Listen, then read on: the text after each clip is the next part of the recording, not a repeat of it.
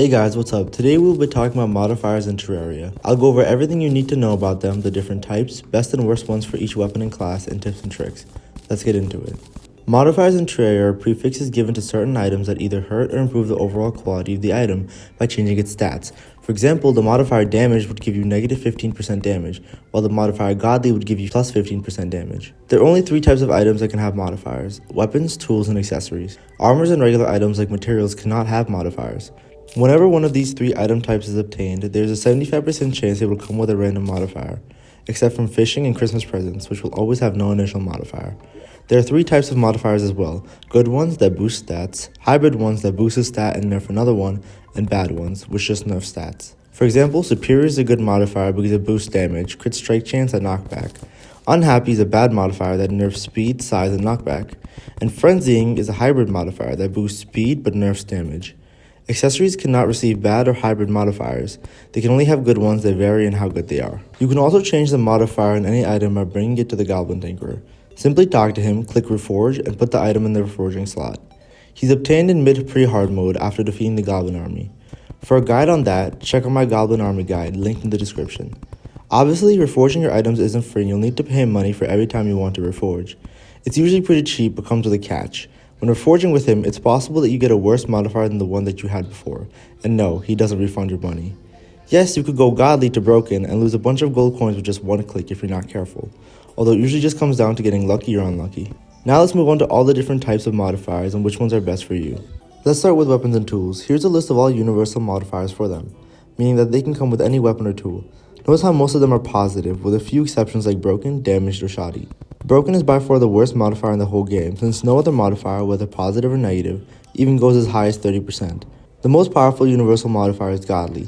If you receive this modifier, you'll probably want to keep it, as it provides the greatest damage boost and some knockback as well. Two other modifiers from this list that I would notice are demonic and superior. If you get one of these two modifiers on a weapon, you may just want to keep it instead of rolling the dice and spending money to try and reforge to the godly modifier. Be careful, you may just land a broken or damaged, which would be really bad.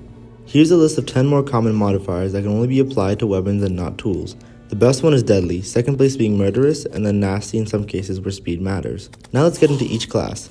For each class, there are specific modifiers that only apply to weapons of that class. For melee, here are all the possible unique melee weapon modifiers. The best is easily legendary with a massive damage, speed, crit, size, and knockback boost, more than doubling the value of the weapon.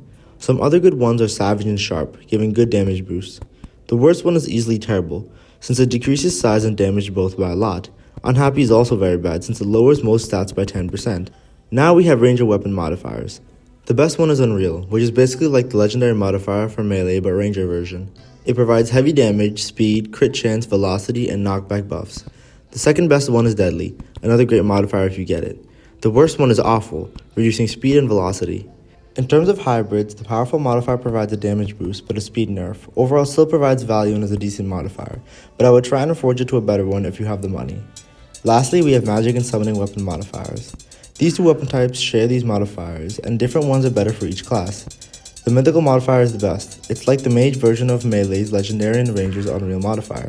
Other good ones are Masterful and Mystic, which provide good damage boosts. The worst ones are Ignorant and Deranged, since they heavily impact damage. For summoners, these same modifier rankings apply.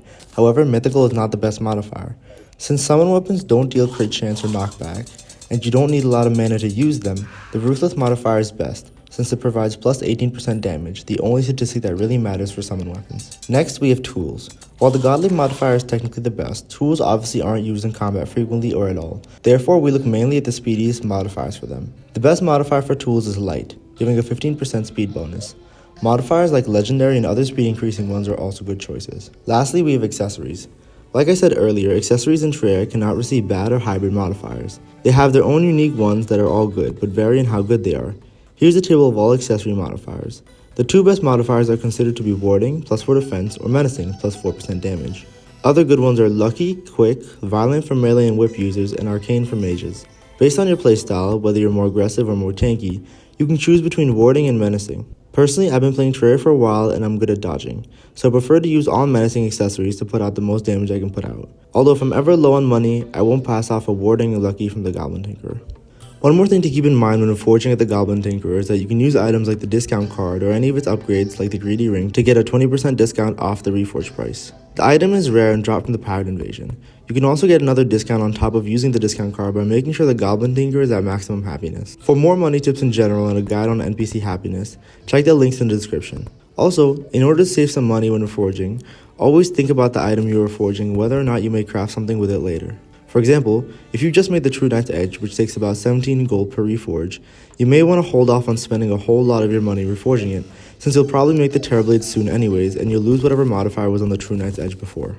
And that's it. What modifiers do you use? Do you prefer warding or menacing, or do you think it depends? Comment down your thoughts, and don't forget to like and sub if this helped you. I'll see you guys next time.